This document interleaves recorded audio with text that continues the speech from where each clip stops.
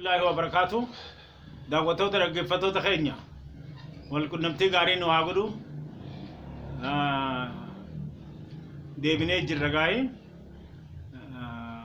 حالها سوا حالا ويتا خاب دنيا في حالو تدرت تاسينا شيرا كانوا غوتن وام برباچسا تنگا سبسكرايب اللي نوغدودان اكا معامله نو تو والغدفنو هم بيخو يادچيسوف هم بين ولر براتو دف كوبي دايچو رانتنا ميغا يادن كارا سنس اسيا دا دبوب سنس اسيا تكاو تبا ايشيا دا تتاتي نانو چاينا في اندو چاينا دا خنا لالا اندو چاينا ورجان كن چاينا في هندي دا في اندونيسيا باكستان ماليزيا بروناي في وبرما في خنيم برا بنغلاديش امتاي چدا اندو چاينا ورجان كنا ور چاينا درتي غبرون فتو بيوتين اكا بيتكتس ور غرغدانا چيرو چاينا امته بليون تكو في مليون دب افري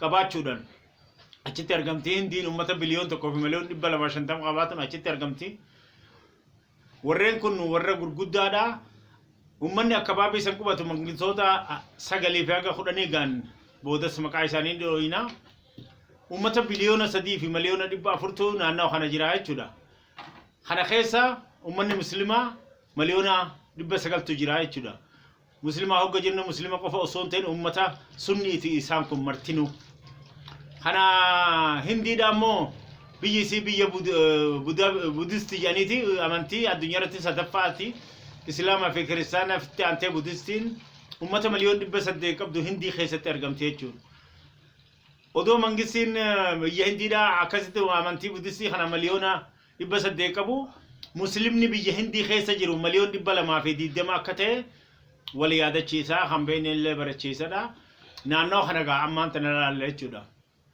چاينان تون إنجليزين قبرومت أمة بليون تكو في مليون دبا فرق قبضيان هندين إنجليزين قبرومت أمة مليونة بليونة تكوفي مليون دبلا ما شنتما قبدي إندونيسيان مليون دبلا تكوفي شنتما قبدي مليون دبلا ما شنتما قبدي خنا الرادبة ترك خدان جتون مليون دي دميشن أمة سي مليونة دبلا ما في شنتما الرادبة حركة خدان جتون أمة مليون دي دميشن كريستانا فقبدي خون هندنو إسلام جتودا ورّي خليس إنجون قبروم إنجليز مان قبرونه بنغلاديش يو أمة مليون دبّة كوفي شنتما قبدي إنجليز مان قبرومته ماليزيا نيز أمة مليون دبّة كوفي شنتمي أفرو قبدي إنجليزين قبرومته جودا برمالين أكاسمت بروناي تسيلي ورّينا كنا خون هندينو ورّا نانو تكوت جراتو جودا إندو چاينا ورّي جنون كنا جودا إنجليز غافة چي باكستان اللي وجبان قبرومته إنجليز غافة چي باتمو biyya kana gaafa dura qabattu adda addatti qabatte gaafa ciibaatu immoo daangaa tokko dabarsitee daangaa tokko dabarsuudhaan haalli amma naannoo Paakistaan fi Hindii jidduutti hanga lukuneeri walii gaarreenfatu hagee hundinuu rakkoo Ingiliz gaafa dura biyyoonni kun rakkoon qabu daangaa fi gaafa baatu immoo waliin nayxee waan biraa deemteef hedduu rakkinni sun akka baabisan jira jechuudha kana hogga jennee Kaashmir mee haalaan luu fakkeenyaaf Kaashmir tun yeroo gabrummaa Ingiliz duratti kufin dura ummata Pakistanin ummata Pakistan eega gabrummaa Ingiliz jalatti kufanamo warreen kun islaamota hindileen ni qabdi warri Kaashmir kun lafti isaaniitu lafa badhaatu dureeyti akkuma san Afrikaa fi waan adda addaatti dhaabun dureeyyin hindirra Pakistanirra biyyoota kabaabii san jira hundarra bakka itti walitti qabaman bakka Kaashmir kana jechuudha bakka kun bakka badhaatu waan taateef Ingiliz akka baatumoo warra Pakistan kana warra Hindii tif qoodet khan Pakistan akkuma Pakistan itti gaa ummata miliyoon 200 fi 20 qabdi Pakistan tuni Kashmir kun jihan tokko Pakistan jala jira jechuudha kan ammoo kan bilisummaan duratti gabrummaan duratti Pakistan tan Hindii dhiiftee kutte jechuudha sababu kana fi gaa Hindii fi Pakistan waraana wal dhawrraa hanga isaalachuu lukuneerillee murkii waliitiif dalagatanii lukuneeri walitti gaarrinfatan gaan jechuudha Pakistan tungo amman tana haala kanatti Kaashmir irratti haalli hamaan ammallee jira jidduu jira kana hunda asxaa gabrummaadhaa ka jidduu dhiisanii deeman jechuudha Ingiliz faan kana hogguu jennu gaa ammaan tana ummanni Paakistaan kun ummata miliyoona 220 dhibbatti harki 10 kiristaanaa jechuudha maal jechuu barbaadetti amma ummanni kuni ummanni miliyoona 22 kiristaana Paakistaan jechuudha kanneen hafan ammoo miliyoona 200 irraa 20 warra islaamati islaama qofa osoo hin ta'in warra sunniiti jechuudha islaama keessalleedha Bangladesh hoggaa fudhannes ummata miliyoona 150 qabdi amantiin isiitis muslima warra sunniiti jechuudha Malaysia fudhannillee miliyoona 50 qabdi warri isaanii akkuma warra kaanii warra amantii muslima sunniidha qabanii akka baabii kanatti gaa Brunei biyyi jaan takkallee xiqqishoon isaan jedhutti Malaysiaan ollaadha ni jirti isillee miliyoona 400 qabdi biyya addunyaa tanatti biyya dureetti khajaan Brunei waan khatamallee Brunei mo janini biyya dureetti addunyaa tanatti jujjabduu waan ta'eef addunyaa tanatti mangistiin tokkolleen kan ummata khanyatan kadhugan kafalee barmoota fayyaa waan ummata godhu hunda kafalu mangistii Brunei jechuudha ummanni kun gaaza barmeela miliyoona barmeela 450 baasan namni nama 400 namoota kana 100 yoo hiran barmeela 50 oltu irraa hafaa jechuudha mootummaan kun ummata barsiisuuti nyaachisullee hundumaa nama waan barbaachisu transportis waa hunda mangistii godhaaf jechuudha Brunei yaniini ummata miliyoona 400 qabdi gaazin isiin baaftu 450 biyyatun biyya islaamati ammoo islaamallee sunnuma jara khaaniti jechuudha kana kanatti ilaala barmalleen akka baabu kanatti argamte warra Indoo China kana keessa barmaan tun Myanmar isni janini barma isni janini magaalaa isii guddoo Rangul janini warra islaamonni barana hedduu keessa hedduu dhume namni 800 ga'u Bangladeshitti baqatee addunyaan hundi urraayette Ansu shooting Nobel tashalami de taate namni siyaasaa guddaan biyya barmaa dhalaala isiini hedduu mootummaa waraanatiin gaafa duraa hidhaa keessa turtee hedduu miidhaa uummata barmaatiif hedduu dhaabbattee hidharraa baatee siyaasaa keessatti bakka jabduu qabaattee Noobelii shillimaata addunyaallee argatte kaasaa keenya dhiyoo tanallee maqaa dho'inne turre isin kun ammaan tana barmaa kanatti uummata muslimaa kana hogguu kaffitan hogguu katti qalan akkatti ciranii foon isaanii jajjaan kana hogguu argitu yaanni isaan dalagan kun balaaleffatuu dhiiftee rakkina muslimoonni san uume fakkeessitee haala siyaasaa daba dalagdeef addunyaa irratti balaaleffannaan addaatti dhuftee Noobeliin kun isii kun akka irraa deebi'u wassanamee haala mana murtiitiin ammaan tana deddeebaa jirti murtii macarashaa akka irraa fuudhamu godhuudhaaf jechuudha Noobelii addunyaadhaa kennamee fuudhamuudhaan yeroo addunyaa keessatti yeroo duraa isirraa deebi'ee murtii macarashaa eeggatuudha ta'a jechuudha. Noobelii kan dhugaan umarraa fuudhan maallaqoo asirraa deeffatani. Wanneen amma gaa wanni maallaqni kun yeroo hedduu namoota bira ture maallaqni kenname takka nyaadamuun isaan oolle garuu warqeen kabajaa maadiinoonni kabajaa kennamanii deebi'aa jechuudha. Waan kana ta'eef jecha amma gaa Bangladesh kanatti baqatee ummanni 800 Bangladesh tun haala gaariidhaan simattee ummanni kun rakkoo jalaa agartee biyya ofiitii baqateellee rakkoolee qabaatee lubbumurraa baanii ammaan tana ummanni addunyaallee waan danda'u gargaaraa jira jechuudha. Amma gaa eega akkana jenne karaa musliimoota hindiidhaa yoo deebine ummanni hindii kun nama guddaa amantii guddoo qaban keessaa buudistii tajaantu nama miliyoona 800 qabdi jechuudha. Ummanni islaamaa immoo miliyoona 200 biyyuma addunyaa tafeetee irraahu warri mangistiin amantii biraatiin durfamu buudistiin durgufamu sakaaw kiristaanis khadurfamu hanga biyya hindiidha ummata miliyoona 200 qabaatuudhaan hindiin addunyaa irratti biyya muslimaan ta'in tan ammoo muslimni keessatti hedduu hindiidha jechuudha. Hindiin tun ummata miliyoon tokkoo fi miliyoon 250 qabdi jenne isilleen ingilizumaan gabroomaa turte jechuudha. Ingilis kana isii qofaa miti chaayinaalleen akkasumatti ummata biliyoon tokkoo fi miliyoon 400 qabdus ingilizumaan gabroonti. Indoneeziyaan miliyoon 250 qabdi miliyoon 250 qabdi ingilizumaan gabroonti. Maleeziyaanis illee barmalleen Myanmar illeen warreen akkanaa kun hundinuu Bangladesh illee hidhatee isaanumaan gabrooma jechuudha. Hindi fi Chaayinaa eenyurra iddoo nama? namaan hindi fi chaayinaan uummata biliyoon tokko miliyoon dhibba afur hindii waan qabduuf miliyoon dhibba lama waan irra jirtuuf chaayinaat irra hedduu jennaan jechuudha. Warreen kun hundinuu ammaan tana qabsoo keessattis karaa adda addaatiin bilisummaa hindiidha chaayinaarraa hogga bilisummaa gonfatan daangaa tokko dabarsuudhaan biyyoonni kun akka walitti gaarreenfatu dabreetti akka walla'u haalli uumamee bilisummaan gabrummaan duratti hin jiru ture. Ogguu bilisummaa baatan jedhanii irraa baasan waliin naqanii faayidaa isaanii ta fuuldurallee eeggatu jecha walitti makanii biraa deemanii jechuudha. Warri chaayinaa kun warra gurguddaadha akka biyyatti uummata biliyoon tokkoo fi miliyoon dhibba afur qabdi jenne sadarkaa addunyaatti ardii guddoo qabaatuudhaan biyya afuraffaati jechuudha. Ruusiyaa fi Kanadaa fi Ameerikaatti aantee afuraffaadha jechuudha. Bahara addunyaa kanarraa dhibbarraa harka 20 qabdi jechuudha chaayinaan bahara guddaa jechuudha. Maaliif addunyaa teenya sanatti harki afurirraa harki 3 bahara jechuudha. Harki 3 nama tokko takkaa'u qabeenya lubbu qabeeyyii hundumaahu dhibbarraa harki 75 bishaanii jan uumamni kun maaliif akka walitti dhufee misiriin isaa hedduudha jechuudha. Namni tokko amma dhibbarraa harki 75 bishaaniin qabamee of keessaa qaba jechuudha. Ardii addunyaarraa harki 3 irraa harka 4 irraa 3 bishaaniin dhuunfatame jechuudha. Kanumarraa ardii addunyaa bishaan akkana jiru kanarraa harka 20 qabatuun waan guddaa jechuudha.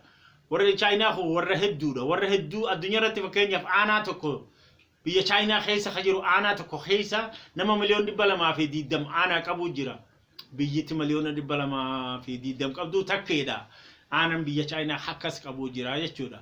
Waan kana ta'eef jecha uummanni addunyaa kun biliyoon tokkoo fi biliyoon 3 fi miliyoon 400 Indoo chaayinaa kana akkabaabi jira. Musliimoonni miliyoon 850 haga'u jira. Warri jiru kun ammoo musliimoonni addunyaa jiru biliyoon tokkoo fi miliyoon 300 sanii olillee warri jaanni jira. Kan kiristaanallee biliyoon tokkoo fi miliyoon 300 jaama. Kan islaamaa ammoo biliyoona tokkoo fi miliyoon 350 jaanii. Addunyaatti musliimoota addunyaa jiru keessa Indoo chaayinaa warra jiru kana. Islaama, Indoneeziyaa, Maleeziyaa, Paakistaan, Bangladesh, Brunei, warra Hindi jala miliyoon 200 idaane gara miliyoon 850 ummanni kun muslima addunyaarraa harki guddaan bakka san jira jechuudha. Jiraachuu qofaati warra amantii sunni amantii tokko qabu warri kun warra jajjabaadha.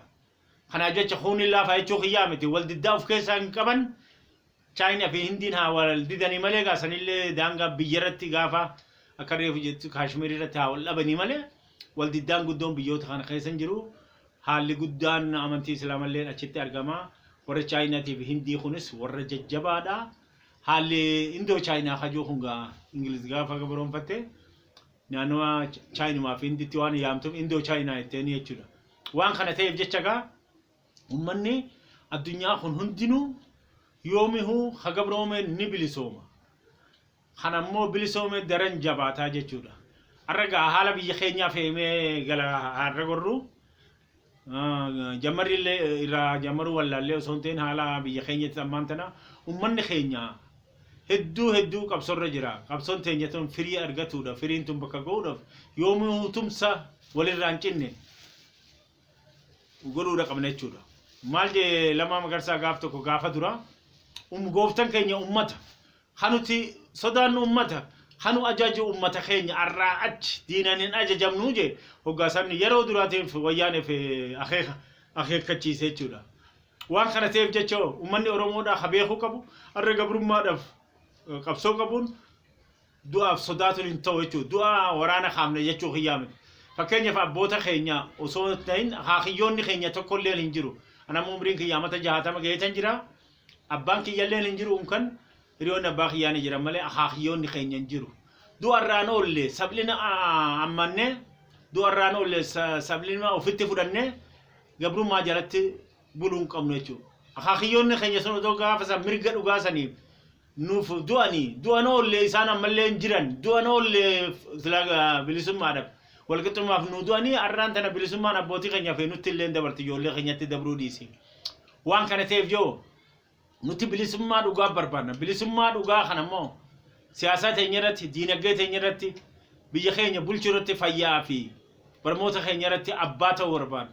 sabaa fi sablamoota biraatis yoo akkasuma bilisummaa isaaniitiin jiraatanii biyya bilisaa Itoophiyaa duratti fokkattuu nu gabroomsan san osoo hin ta'in Itoophiyaa haala baraneetiin ijaaramte tan jaalalaan mirgi hundaa kabajame wajji ijaaratuuf yoomii qophiidha jechuudha.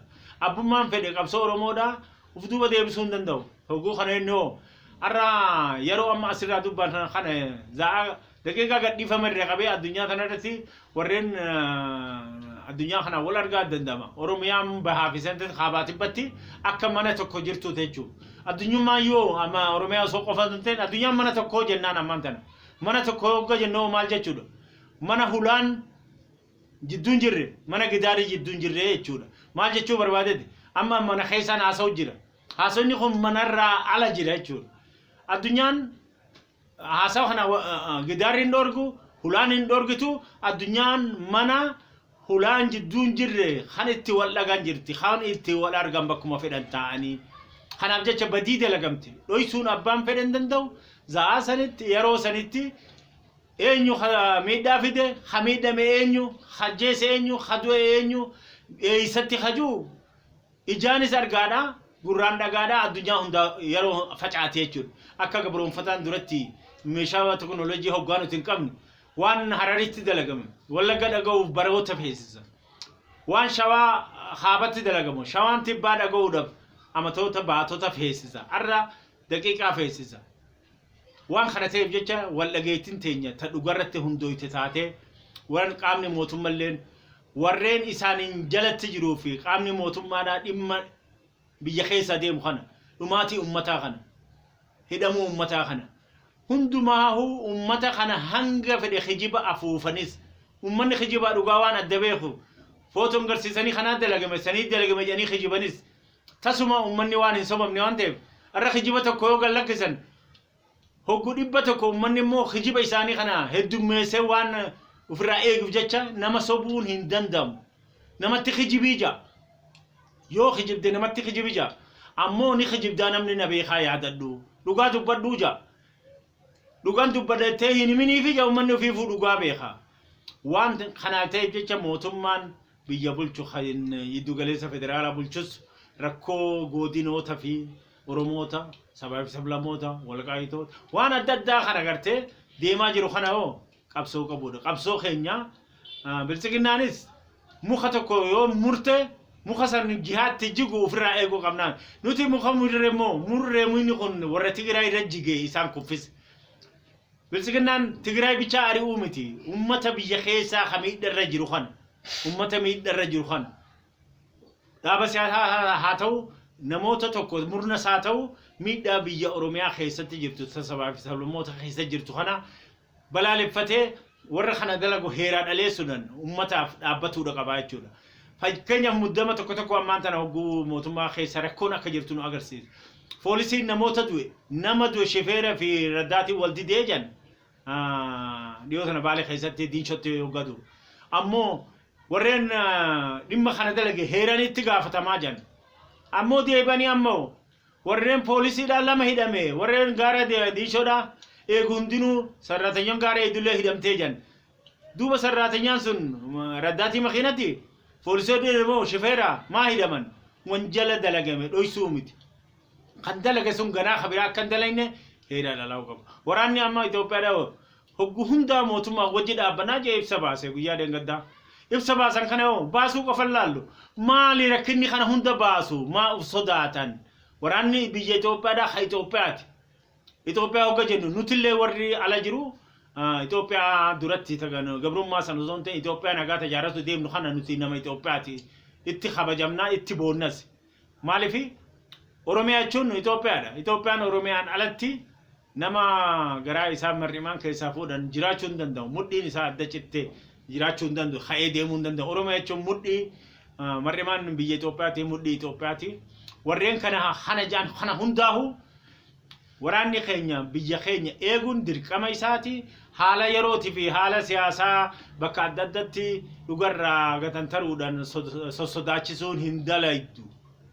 Sodaachisuun gaafa milikin nu fitirraa gaafa akka gabratti ofeen gurgurraa gabre nu godheen gurgurraa shawdaaliin sirna ila sillaaseedha abbaa lafaati jechuudhaan warreen shanyii isaaniitiif jechii baddiyaa hunda horee Oromoota gabrummaa shuudaalee jalatti kuffisaa ture irboo oduu isaan qotanna callaa saffarataa ture dargiyyoo hunda fixaatti ture rakkisaa ture dargiin hogga jennu ummata Oromollee mirga warri kun dhuunfatiin kenninee fi kan dabalataa miidhaarraan ga'e ammoo waan asi ajaa'ibu keessaa irra guddaa amaarota beeytota amaarotaatti lafarraa xaraga jechuudha kan Oromoon dhumne jechuu miti kan dabuubiin dhumne jechuuti dhumanii jiran waan aangorratti ofirraa shakkan jecha warra amaaraa kana namni yoo lola seenuu yoo namatti tokko seja qawwee dhuma xiitii dhuma malee namni dhumu khajaan amaarri silaa irraa hafeen jennu beeytonni amaaraa hundi uggaasanni dhume jechuudha hogguu kana nuuf waa'ii godhe jechuu xiyyaa miti waan kana ta'eef jecha wayyaan inni dhufte